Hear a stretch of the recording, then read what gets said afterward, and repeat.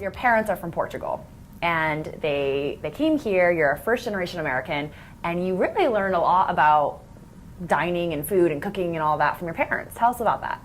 Well, growing up as a child in the late 70s, 80s, my folks always had a garden, even if it was just a strip of dirt along the driveway, where there was tomatoes, there was cabbage growing, there was collard greens growing, parsley, throughout my childhood years into my teenage years. And I think my mom and my dad would cook for my sister and I at least 6 days a week. It was a home-cooked meal. So I grew up eating things that were being grown right outside. Your parents knew about organic before organic was cool. They brought in the organic. There was some fertilizer going into it. But I grew up, I knew what it was like to pick a tomato off the vine. I knew what it was like going out to the garden and yanking parsley out of the ground, and that fresh Italian parsley. It left an impact on me. I didn't know I was going to be a chef until I was 17, 18, or expressed interest in doing it, because I was thinking about being an architect for many years, a couple of years in my junior and senior year of high school. Anyways, I grew up 2 home-cooked meals, and the holidays were always a feast.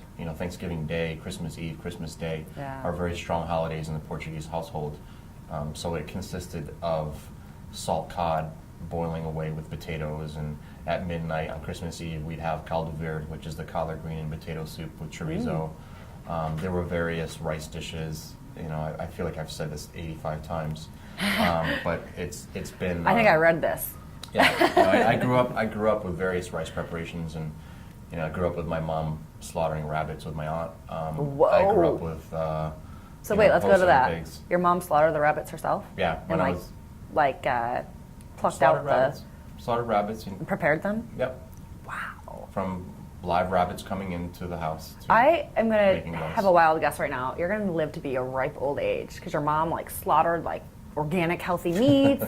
You're picking the parsley out of the ground. I mean, you're seriously fortunate for that, because most kids, grow up on canned vegetables and fruits, and that was at least that was kind of how it was for me. And a lot of children, that was just the age in the 80s. Everyone had canned everything. At least that's what I think. Yep. So you're fortunate. That's awesome. Yep. That's really, really cool. How about any fun things that you do in your spare time? Fun things that I do in my spare time. I've fallen in love, or I've gotten bitten by the whole fly fishing sport, craft. I fell in love with it when I was in Aspen, Colorado, through Food and Wine magazine, actually. And, really? There's something about being in a river surrounded by beautiful nature, and the peacefulness of that. Then on top of it, adding proper technique and craft of fishing. It's not just like you're tying a piece of bait on a hook and dropping into the water. Right. It's a whole process of the fly rod and how you cast, and how what kind of flies, what's the trout feeding on, what are the conditions, right? The river, the water. Of the river. I mean, there's a lot of things to take into consideration, and I fell in love with that. So that's a lot of what I do in my spare time.